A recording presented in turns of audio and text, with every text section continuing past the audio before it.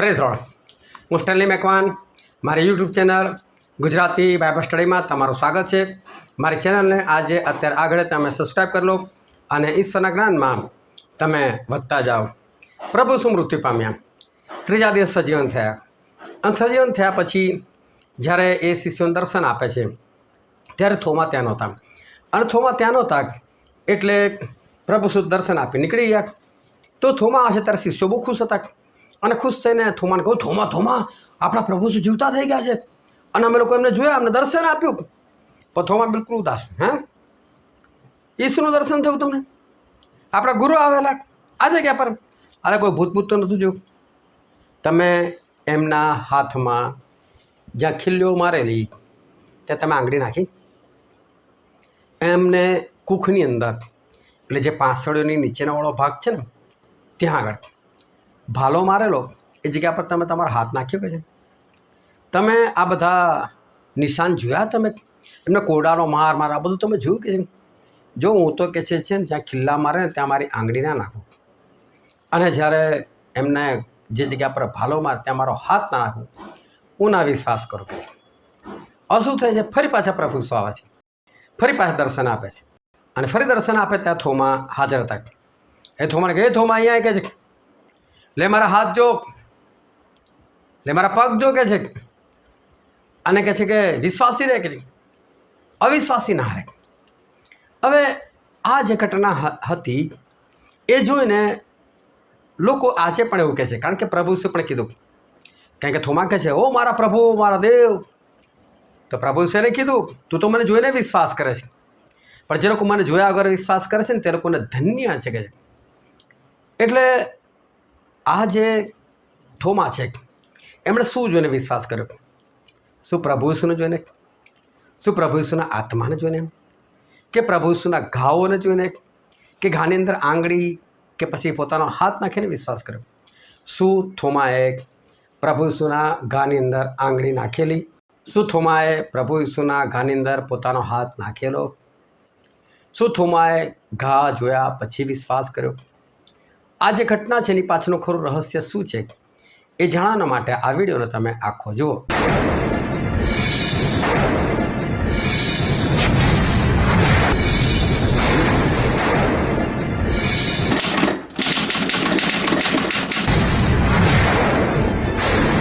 આજે છે તારીખ 30 સપ્ટેમ્બર 2025 સાલ અને રોજે રોજ વોટ્સએપ પર હું 10 સવાલ પૂછું છું. એમાં 4 ઓપ્શન હોય છે અને 4 ઓપ્શનમાંથી સાચો ઓપ્શન અને બાઇબલનો કયો અધ્યાય અને કઈ કલમ છે એ તમારે લખવાનું હોય છે.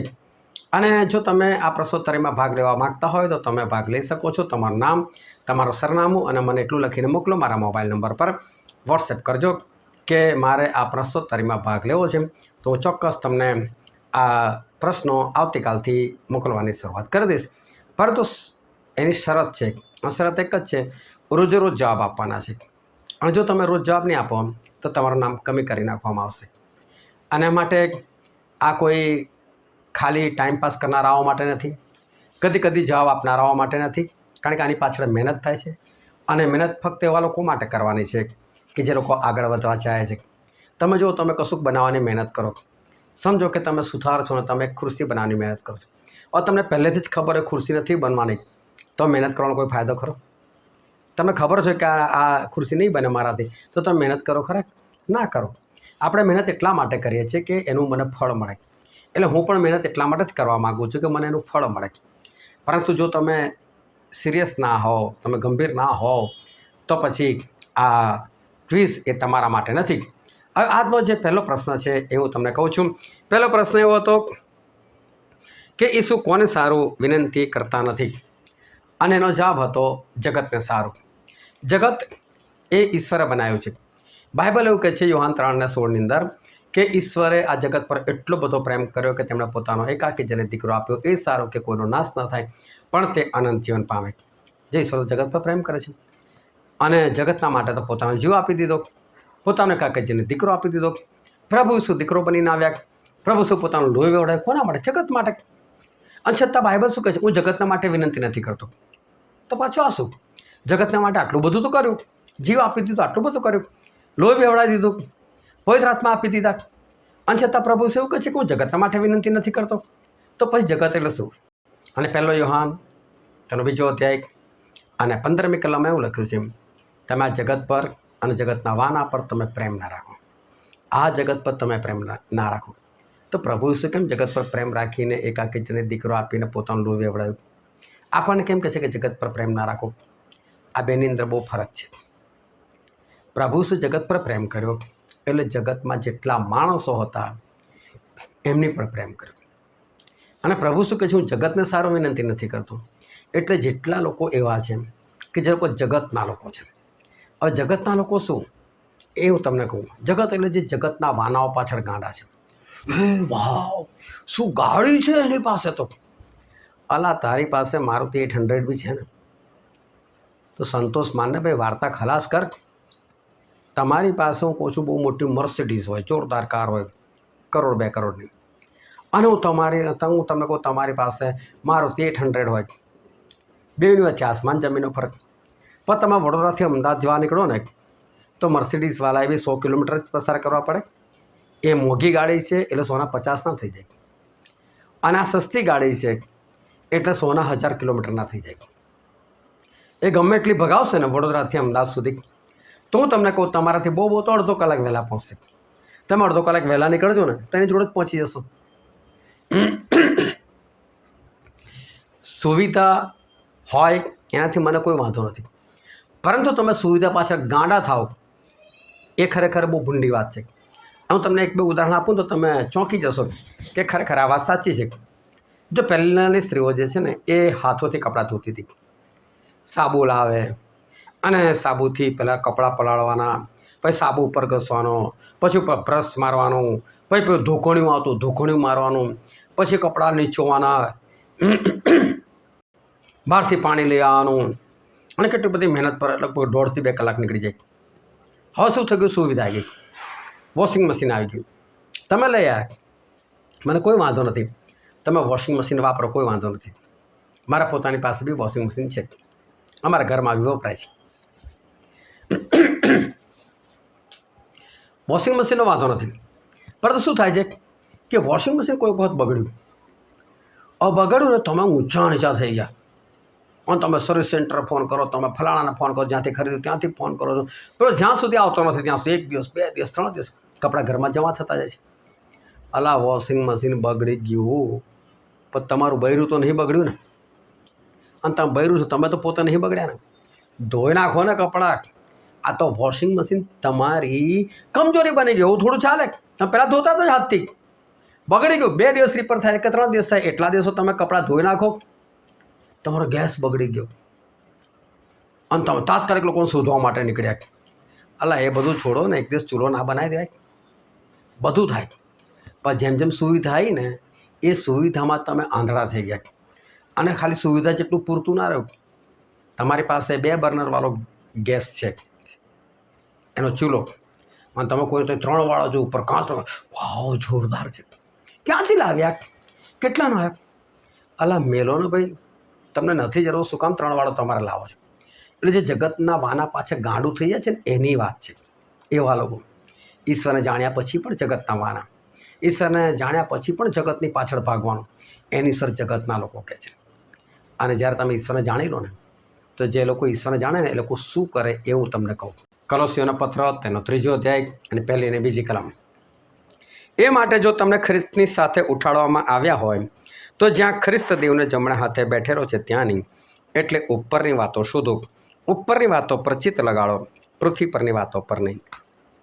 જો તમે ખરેખર જીવતા થયા છો ને પ્રભુને ઓળખો છો તો પ્રભુ શું કહે છે? ઉપરની વાતો પર ચિત્ત લગાડો. ત્યાં ચિત્ત છે તમારું. સ્વર્ગમાં કઈ રીતે જવું, કેટલી પ્રાર્થના કરવી, મારે કેટલા લોકોને સુવાર્તા આપી, મારે કેટલા લોકોને સાક્ષી આપી, મારે બાઇબલ કેટલું વાંચવું, મારે પ્રાર્થના કેટલી કરી, આ બધામાં ધ્યાન છે? આ બધામાં ધ્યાન ના હોય ને એ બધા જગતના લોકો કહેવાય. અને પ્રભુને જાણ્યા પછી બી લોકો જગતમાં ભાગે ને તો પ્રભુ શું કહે છે? એવા લોકો માટે તો હું વિનંતી જ નથી કરતો. હવે તમને એવું કે પ્રભુ શું કામ વિનંતી કરે?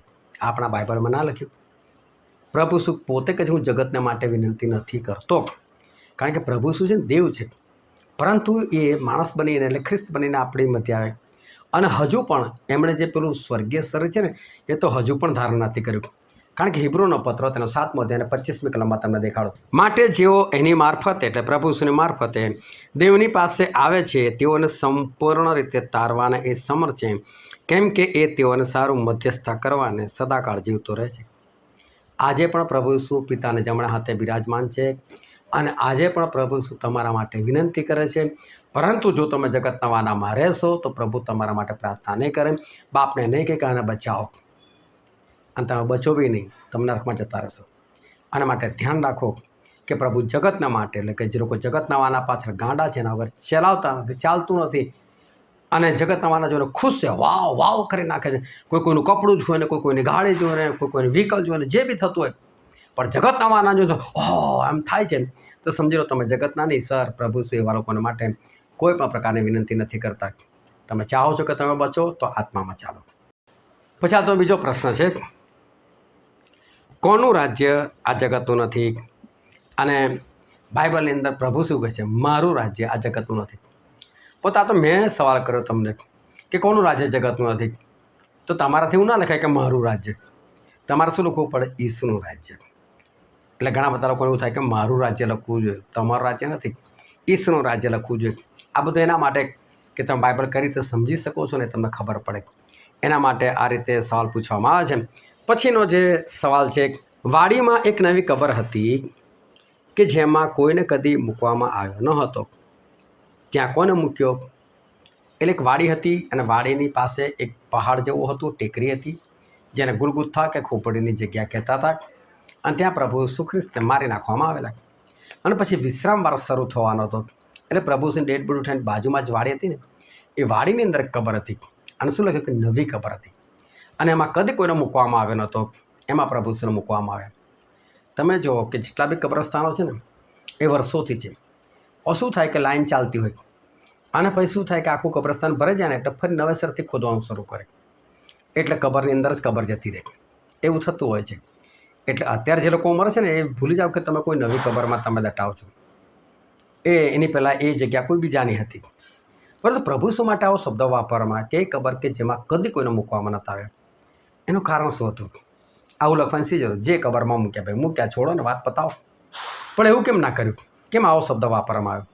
આની પહેલાં પણ લોકની લખેલી સુવાર્તા ચાલતી હતી ત્યારે એમાં મેં આ વાત સમજાવી, પણ જે લોકો પાછળથી જોઈન્ટ થયા છે કદાચ લોકોને નહીં ખબર હોય, અને જૂના પણ જે લોકો કદાચ વિડીયો નહીં જોયો હોય અને બની શકે જોયો હોય, કદાચ ભૂલી ગયા હોય તો ફરી તમને યાદ દેવડાવી દઉં કે એલિસા નામના પ્રબોધક હતા, એ મરી ગયેલા, એમને દફન કરવામાં આવ્યા. એના ઘણા સમય પછી શું થયું, એકવાર કોઈ માણસ મરી ગયેલો, એની ડેડ બોડી લોકો લઈને એને દફનાવવા જતા હતા, અને સામે તો કંઈ હુલ્લડ જેવું થયું કે કોઈ સેના દેખાય, તારકો બધા ગભરાઈ ગયા અને પછી ડેડ બોડીને ફેંકીને ભાગ્યા. ડેડ બોડીને ફેંકીને ભાગ્યા ત્યાં આમ ઢાળ હશે, આમ ઢાળ, તો એ ઢાળ પર પછી ડેડ બોડી ગબડતી ગઈ, ત્યાં જ આગળ એલિસાની કબર હતી. અને સીધા એલિસાની કબરને અડકી ગયો, અને ત્યાં એલિસાના હાડકાને આ ડેડ બોડી અડકી ગઈ, અને એલિસાના હાડકાને અડકી ને તો પછી જીવતો થઈ ગયો. બોલો, હાડકાની અંદર ટૂંક પરાક્રમ, તો જીવતો થઈ ગયો. હવે પ્રભુ શું ત્રીજા દિવસ જીવતા થવાના, તે વાત ફાઇનલ હતી. હવે જૂની કોઈ કબર હોય, લોકો એવી વાત કરે હશે તો કોઈ પ્રબોધક મરી ગયો હશે ને એના હાડકા બાળકાને સ્પર્શ થયો હશે એટલે શું જીવતા થઈ ગયા, કે ત્યાં કોઈ પ્રબોધકનું પરાક્રમ વહેતું હશે એટલે શું જીવતા થઈ ગયા. એ વાતો ના થાય એટલા માટે સ્પેશિયલ આપણા માટે લખવામાં આવ્યું કે પ્રભુ ઈસુ પોતાના પરાક્રમે, પવિત્ર આત્માના પરાક્રમે જીવતા થયેલા હતા, દેવ છે. એ પવિત્ર થવા માટે એમને જીવતા થવું જરૂર તો થયા. એમને કોઈની જરૂર નથી કોઈના હાડકાની કે એને સ્પર્શ કરીને જીવતા થાય. એમની પોતાની પાસે એટલું સામર્થ્ય હતું, એમણે કીધું પિલાતને કે પિલાત મને જીવ આપવાનો પણ અધિકાર છે ને પાછો લેવાનો પણ અધિકાર છે. પ્રભુ ઈસુ તો પાછો જીવ લઈ શકે છે. અને માટે આ વાત લખવામાં આવી કે પ્રભુ ઈસુને જે કબરમાં રાખવામાં આવ્યા હતા એ કબર બિલકુલ નવી હતી અને ત્યાં કોઈને પણ મૂકવામાં નહોતા આવ્યા. પછીનો સવાલ છે, કોણે પ્રભુ ઈસુના ઘાવોમાં આંગળી તથા હાથ નાખ્યા? અને એનો જવાબ છે કોઈએ નહીં. પરંતુ કોઈકને નથી ખબર, એટલે એક બે જણા જવાબ એવા આવ્યા કે થોમાએ નાખી. પરંતુ તમે આ કિસ્સો ધ્યાનથી સમજજો, હું તમને બાઇબલમાંથી વાંચીને દેખાડું છું. યોહાને લખેલી સુવાર્તા તેનો 20મો અધ્યાય, અને હું વાંચું છું 26મી કલમથી. 8 દાડા પછી ફરી તેના શિષ્યો ઘરમાં હતા, થોમા પણ તેઓની સાથે હતો. ત્યારે બારણા બંધ કર્યા છતાં ઈસુએ આવીને વચમાં ઊભા રહીને કહ્યું કે તમને શાંતિ થાવ. પછી તે થોમાને કહે છે કે તારી આંગળી અહીં સુધી પહોંચાડીને મારા હાથ જો અને તારો હાથ લાંબો કરીને મારી કુખમાં ઘાલ અને અવિશ્વાસી ન રહે પણ વિશ્વાસી થાય.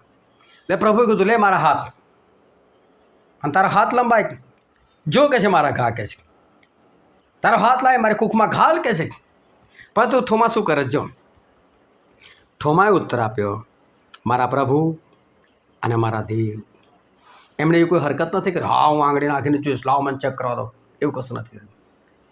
હવે તમે જુઓ કે પ્રભુ શું છે ને પુનરુત્થાન પામેલા હતા અને પુનરુત્થાન જે શબ્દ છે ને એનો અર્થ એવો થાય છે મુયેલાઓ મધ્યથી જીવતા ઉઠવું. મુયેલાઓ મધ્યથી જીવતા ઉઠવું અને હંમેશાના માટે ઉઠવું.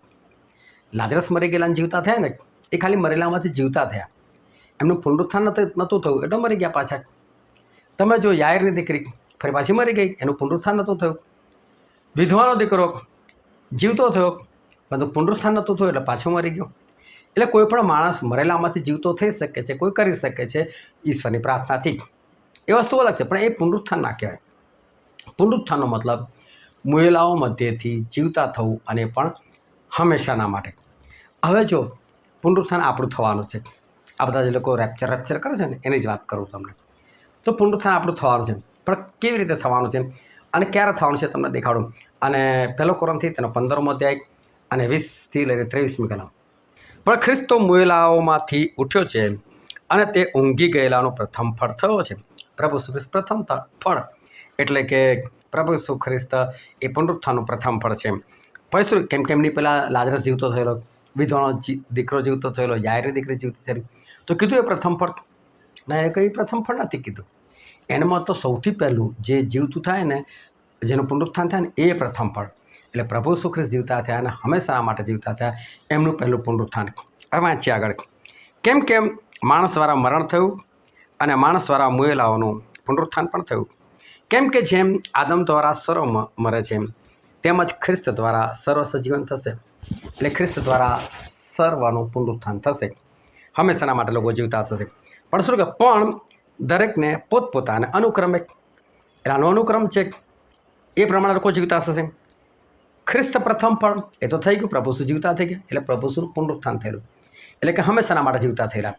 પછીનું વચન છે ત્યાર પછી તેઓ જેઓ ખ્રિસ્તના છે તેઓને તેના આવવાની વેળાએ સજીવન કરવામાં આવશે.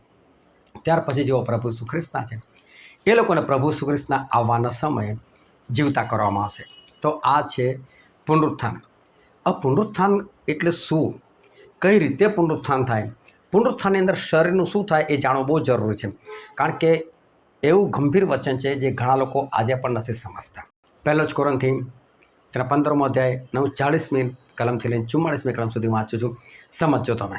વળી સ્વર્ગીય શરીરો છે તથા પૃથ્વી પરના શરીરો છે, પણ સ્વર્ગીય શરીરોનું ગૌરવ જુદું અને પૃથ્વી પરનાનું જુદું. જો શરીરો અલગ અલગ છે, પૃથ્વી પરનું પણ શરીર છે અને સ્વર્ગ પરનું પણ શરીર છે, પણ બેઉનું ગૌરવ જુદું જુદું છે.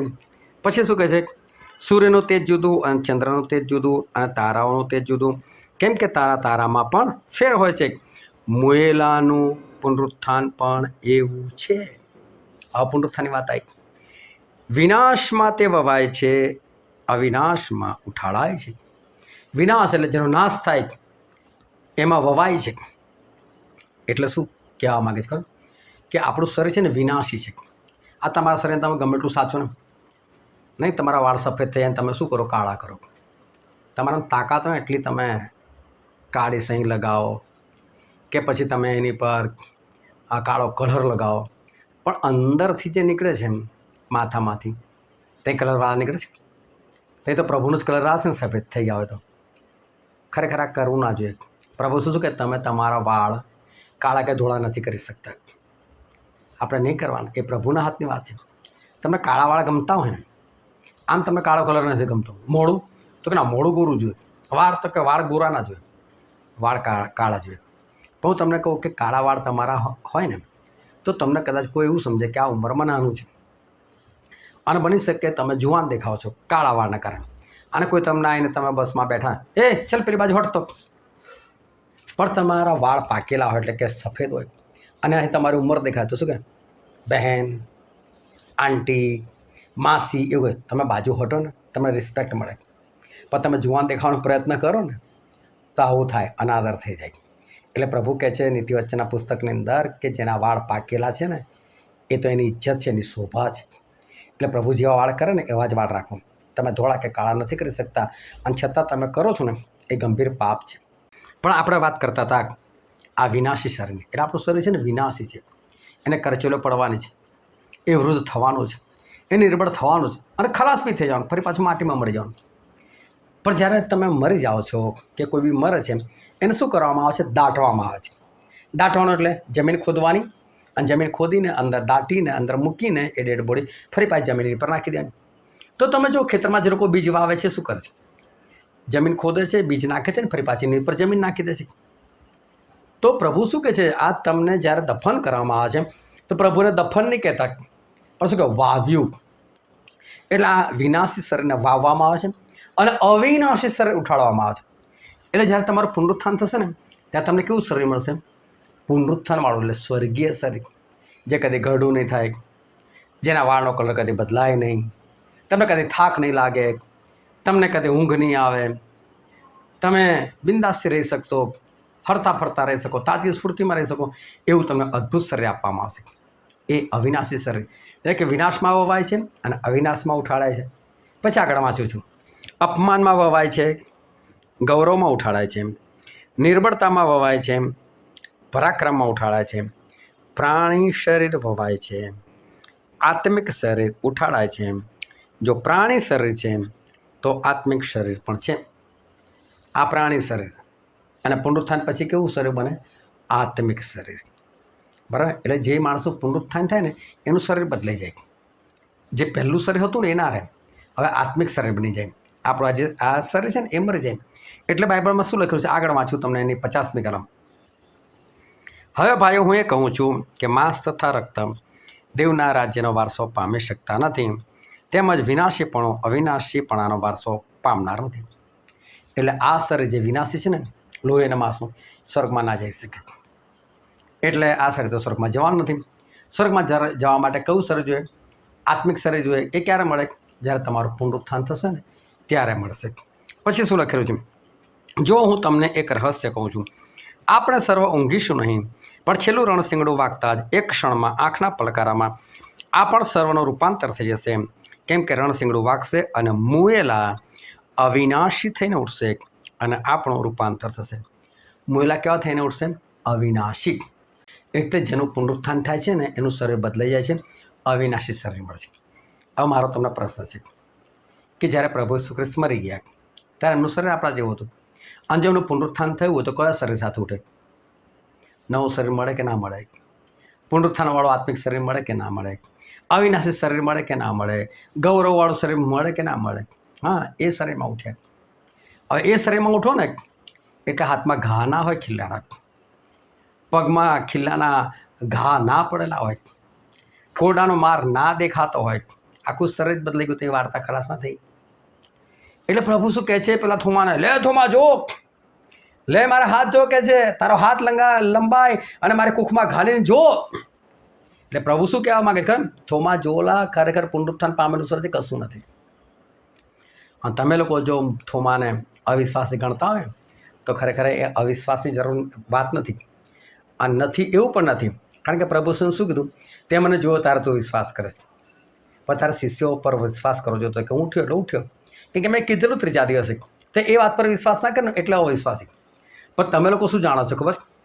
કે તો એણે ઘા જોવાની વાત કરી ને અને પછી વિશ્વાસ કરવાની વાત કરી ને એટલે અવિશ્વાસી. એ નહોતું. આ વાત તો થોમાને ખબર હતી કે જો ઈસુ ઉઠ્યા હોય એટલે પુનરુત્થાન થયું હોય તો એમના શરીર પર ઘા ના આવવા જોઈએ. એટલે એમણે છે શિષ્યોને પૂછ્યું હશે, બાકીના જે 10 જણા પછીના, તમે જોયો વાત બરાબર, હવે તમે ઘા જોયેલા? ઓ શિષ્યો તો પ્રભુ શું એટલા બધા ખુશ થઈ ગયા કે હવે જોવા જ ના રહે. એટલે કોડાનો માર હતો કે નહીં, હાથમાં ખિલ્લાના ઘા હતા કે નહીં, કુખમાં ભાલાનો ઘા હતો કે નહીં, એટલે જોવા જ ના રહ્યા. ખુશ થઈ ગયેલા. અને પ્રભુ શું ક્યાં વધારે વાર કોણ જોડે બેઠા, આવીને ફટાફટ દર્શન આપીને ફરી પાછે તો અદ્રશ્ય થઈ ગયા. એટલે આ લોકોને જોવાનો મોકો બી ના મળ્યો. ખુશમાં ને ખુશમાં આ બધું જોઈ ના શક્યા. એટલે ખરેખર થોમા છે ને આ લોકોની પરીક્ષા કરતા હતા કે ભાઈ ખરેખર તમે પ્રભુ ઈસુને જ જોયા છે ને? એટલે હું ખોટી રીતે વિશ્વાસ નહીં કરું, તો જોઈશ આ બધા ઘા જોઈશ પહેલાં છે કે નહીં, ના હોય તો જ માનું કે ઈસુ છે. એટલે તો આંગળી લંબાતા નહીં, એટલે મને ઘા જોવા દેજે. કાં તો હે ઘા નથી તો ઈસુ નથી, એવું ના કહેતા.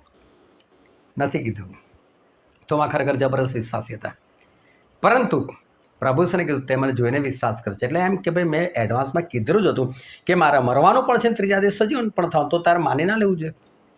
એટલે પ્રભુને અવિશ્વાસી કહે છે. પણ એ કંઈ ઘા જોવા નહોતા માગતા, એ જોવા એ માગતા હતા કે પેલા લોકોથી ભૂલ તો નથી થઈ ગઈ. એટલે પ્રભુ શું શરીર બદલાઈ ગયું. આપણું પેશન ઓફ ક્રાઇસ્ટ ફિલ્મમાં ઈસુનું ઉઠતા દેખાડે છે ત્યારે હાથમાં આખું આરોપાર કાણું દેખાડે છે. અલા આવી રીતે પુનરુત્થાન નથી થતું. આજે પણ કેટલા લોકો પ્રભુના ફોટા હોય ને તેમાં ઘાના નિશાન દેખાડે. તમે વિચાર કરો, ચલો તમને કોઈ પણ બીમારી થઈ હોય, તમે મરી ગયા, હું પુનરુત્થાનની વાત નથી કરતો, ખાલી સજીવન થવાની વાત કરું છું.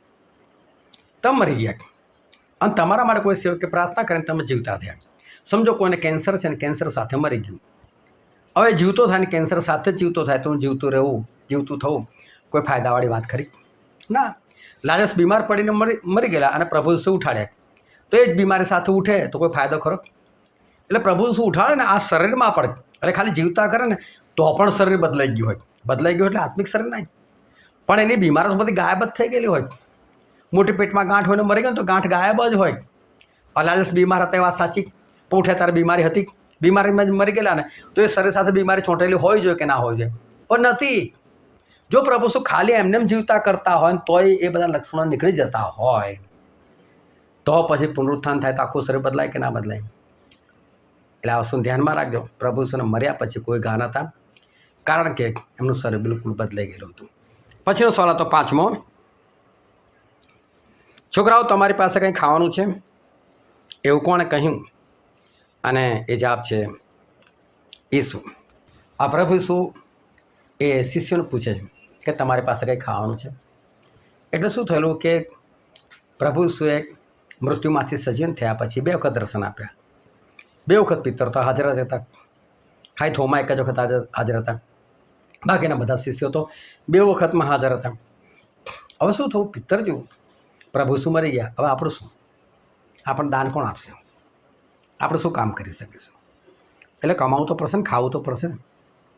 એટલે એમણે તો એકવાર ઊભા થઈને કહી દીધું, બહુ તો માછલા પકડવા માટે જઉં છું. એટલે એવું કહેવા માગતા હતા તમારે કોઈ આવું છે? બાકીના શિષ્યો કે અમારો આગેવાન જ જતો હોય માછલા પકડવા માટે, તો અમારે ના જવું જોઈએ. કેમ? હવે કમાવું તો પડશે ને, કંઈક તો કરવું પડશે ને. એટલે બધા ગયા માછલા પકડવા માટે. પણ પ્રભુ શું છોડીને ગયા ને તો એક પણ માછલું આવ્યું? એટલે હું તમને કહું, પ્રભુ શું છોડીને તમારે જેટલી મહેનત કરે એટલી કરો.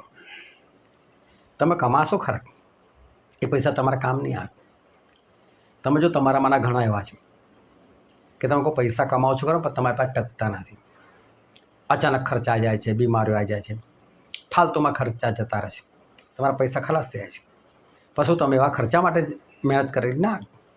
એટલે પ્રભુ શું છોડીને તમે કશું બી કરો ને, તમને આનંદ તો ના જ મળે, શાંતિ તો ના જ મળે, સુખ તો ના જ મળે.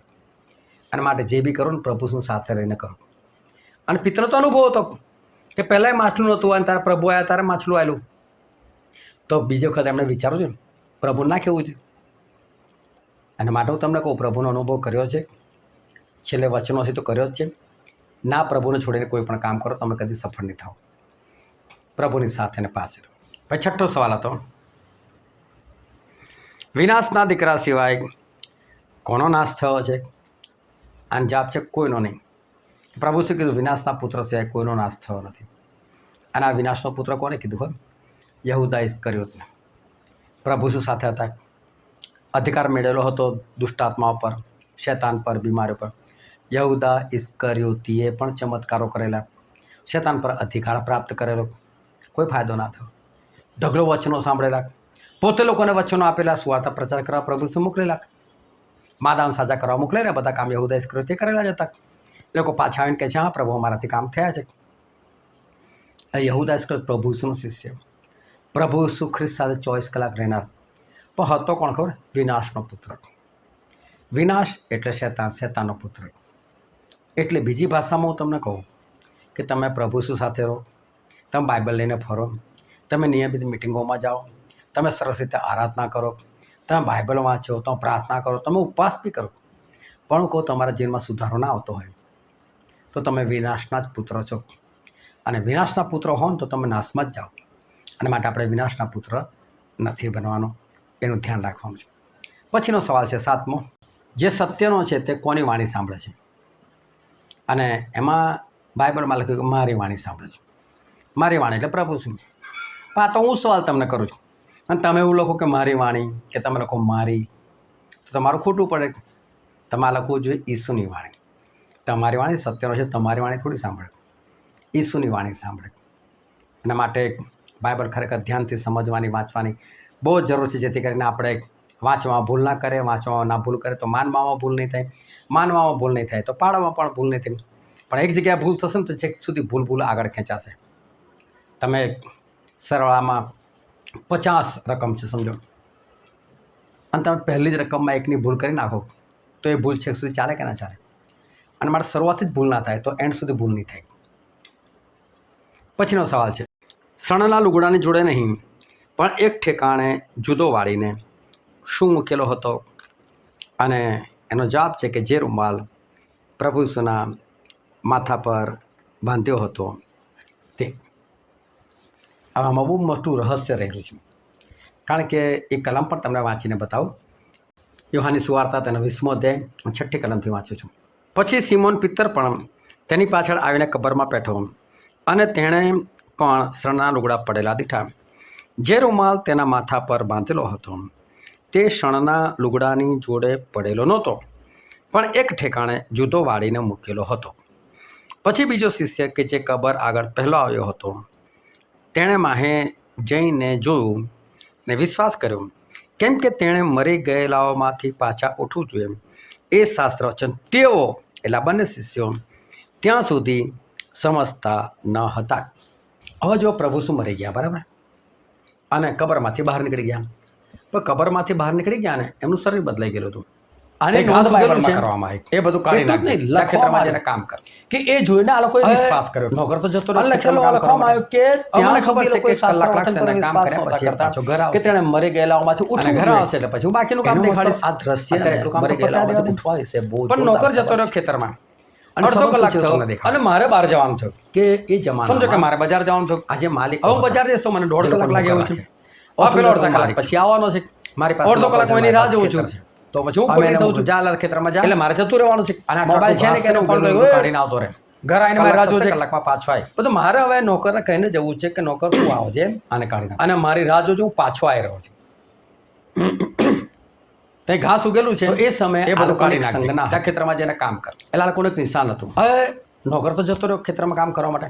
હવે મને ખબર છે કે નિશાન શું હતું, પાછો ઘર આવે. કે માલિક જ્યારે નોકરને એવું કહેવા ઘર આવશે એટલે પછી હું બાકીનું કામ દેખાડીશ. રોકાજે, અત્યારે એટલું કામ તો આવી રહ્યો છું. પણ નોકર જતો રહ્યો ખેતરમાં, તો શું કરે કે બધા અડધો કલાક મૂકેલો અને મારે બહાર જવાનું થયું. એ કપડાની જોડે કે મારે બજાર જવાનું જગ્યા પર વાળી, હું બજાર જઈશું, મને 1.5 કલાક લાગે એવું કરાઈ જો ને કે આ પેલો અડધા કલાક પછી આવવાનો છે. એનો મતલબ 1.5 કલાક હું એની રાહ જોઉં છું. હું ખોટી થઉં છું, મારી રાહ જોજે, એટલે મારે જતું રહેવાનું છે. મોબાઈલ છે ને કે એને ફોન કર્યો, એટલે જ્યારે આ લોકોએ જોયું આવીને મારી રાહ જોતા હોય શિષ્યોએ, તો મારે હવે નોકરને કહીને જવું છે કે નોકર તું આવજે, પ્રભુ શું એવું કે અને મારી રાહ જોજો, પાછો આવી રહ્યો છે. નોંધ જીવતા થયા છે. પ્રભુ શું આ લોકોને કાયમ કહેતા હતા. તો એ સમયે આ લોકોને એક સંજ્ઞા હતી. પણ આ લોકોને એવું કે જે પ્રભુ શબ્દ વાપરતા હતા ઉઠી, તો એ સમયે આ લોકોને એક સંજ્ઞા હતી. એટલે આ લોકોને એક નિશાન હતું. આ લોકોને એક નિશાન હતું. અને નિશાન શું હતું કે માલિક જ્યારે નોકરને એવું કહેવા માંગતા હોય ને કે ભાઈ તું રોકાજે, હું આવી રહ્યો છું, અને જલ્દી આવી રહ્યો છું, તો એ શું કરે કે બધા કપડાં એક બાજુ મૂકેલા હોય ને, પણ પોતાનો રૂમાલ એ કપડાની જોડે ના મૂકે, અલગ એક જગ્યા પર વાળીને મૂકે. એટલે પણ નોકરાઈ જુઓ ને કે આ રૂમાલ અલગ છે વાળેલો, એનો મતલબ મારો માલિક કહીને ગયો છે હું આવું છું, મારી રાહ જોજે, તૈયાર રહેજે. એટલે જ્યારે આ લોકોએ જોયું, ચેલાઓએ, શિષ્યોએ, આ રૂમાલ તો અલગ વાળીને મૂકેલો છે, હા તો પ્રભુ શું એવું કહેવા માંગે છે, હું પાછો આવું છું, તો જીવતા થયા છે. પણ પ્રભુ શું આ લોકોને કાયમ કહેતા હતા હું ત્રીજે દિવસ ઉઠીશ, ત્રીજા દિવસ ઉઠીશ. પણ આ લોકોને એવું કે જે પ્રભુ શું જે શબ્દ વાપરતા હતા ઉઠીશ, એટલે કે મારું પુનરુત્થાન થશે. એટલે આ લોકોને એવું કે પુનરુત્થાન તો છેલ્લા દિવસ હોય, આ કેમ અત્યારે ઉઠવાની વાત કરે છે? એ લોકો સમજતા નતા, પ્રભુ શું હમણાં કેમ ઉઠવાની વાત કરે છે, હમણાં કેમ ઉઠવાની વાત કરે છે? પુનરુત્થાન તો છેલ્લા દિવસ હોય. એટલે પછી આ લોકો જ્યારે આ ઘટના જોઈ, રૂમાલ અલગ જોયો, એટલે પ્રભુ શું એમ કહીને જતા હતા, હું પાછા આવું છું, તૈયાર રહેજો. એટલે લોકોને ખબર પડે કે હા, પ્રભુ ઈસુનું પુનરુત્થાન થઈ ગયું અને આવવાના છે એમને રહેવાના માટે. હું તમને કહું છું, એ ઘટના એ લોકોએ જોઈને આપણા માટે લખી દીધી. તમે વિશ્વાસ કરો છો કે પ્રભુ તમને લેવા માટે આવવાના છે? શું તમે તૈયાર છો? તૈયાર થઈ જાઓ. પછીનો સવાલ છે, ઈસુ તે જ ખ્રિસ્ત દેવનો દીકરો છે, એવો તમે શું કરો અને શું કરીને તેના નામથી જીવન પામો? તો કે વિશ્વાસ. એટલે ખરેખર વાત એ હતી કે પ્રભુ શું બહુ બધા ચમત્કારો કર્યા, પણ બધા ના લખવામાં આવ્યા. એનું કારણ હતું કે તમે ખાલી વિશ્વાસ કરો અને વિશ્વાસ કરીને તમે અનંત જીવન પામો. એટલા માટે જેટલું જરૂરી હતું ને એટલું બાઇબલમાં લખેલું છે. બાકીનું આપણે સમજવાની જરૂર છે. એટલે બાઇબલ સંપૂર્ણ છે, એમાં કશું અધૂરાપણું નથી. પરંતુ તમે વિશ્વાસ કરો કે પ્રભુ ઈસુ ખ્રિસ્ત મરેલામાંથી સજીવન થયા છે અને મારો ઉદ્ધાર કરી શકે છે, એમના લોહીથી હું શુદ્ધ થઈ શકું છું. આ બધો તમે વિશ્વાસ કરશો અને એ પ્રમાણે વિશ્વાસ પ્રમાણે તમે જીવન જીવશો તો તમે આકાશના રાજ્યના વારસદાર બનશો. અને પછીનો છેલ્લો સવાલ છે, સમુદ્ર કિનારે ઈસુએ કેટલામી વારનું દર્શન આપ્યું? અને એ હતું ત્રીજી વારનું દર્શન. પહેલાં શિષ્યો હતા ત્યારે, એમાં 11મો એટલે કે થોમા નહોતા ત્યારે પ્રભુ ઈસુ દર્શન આપ્યું. થોમા આવ્યા ત્યારે ફરી એકવાર દર્શન આપ્યું. અને શિષ્યોને ત્રીજી વાર આ સમુદ્ર કિનારે પ્રભુ ઈસુએ આ દર્શન આપ્યું હતું. આ દર્શન ખતરનાક હતું, કારણ કે પ્રભુ ઈસુ ત્રીજા દર્શનમાં એ લોકોને કહેવા માગતા હતા કે મારા વગર તમે નિષ્ફળ છો, મારા વગર તમે કંઈ જ કરી શકતા નથી. અને આજે પણ ઈશ્વર તમને દર્શન આપીને જ કહેવા માગે કે મારા વગર તમે કશું નથી કરી શકતા, અને મારે તમે ઈશ્વરની સાથે રહો, ઈશ્વરની સહાયતાથી કરો. જે મને સહાયતા આપે છે તેની સહાયતા હું સગળું કરી શકું છું, અને માટે ઈશ્વર મારો. તો આ રીતે રોજ 10 સવાલ પૂછવામાં આવે છે, સાથે સાથે આ રીતે સમજૂતી આપવામાં આવે છે. તમે ઈશ્વરના જ્ઞાનમાં વધી શકો છો, આકાશના રાજ્યના માટે તૈયાર થઈ શકો છો. જો તમે આ ભાગ લઈ રહ્યા છો તો બહુ સારું છે, રેગ્યુલર ભાગ લેતા રહેજો. તો તમે બીજાને મારો નંબર આપી શકો છો અને એને એટલું કહેજો કે મને નામ, સરનામું અને એટલું લખીને મોકલે કે મારા પ્રશ્નોત્તરીમાં ભાગ લેવો છે. તો ચોક્કસ એને આવતીકાલથી પ્રશ્નો મોકલવામાં આવશે, પરંતુ શરત ખાસ કહેજો, રોજ જવાબ આપવાના છે, નહીં તો બીજા લોકોને તમે જોડશો નહીં. ઈશ્વર તમને આશીર્વાદ આપે. આમેન.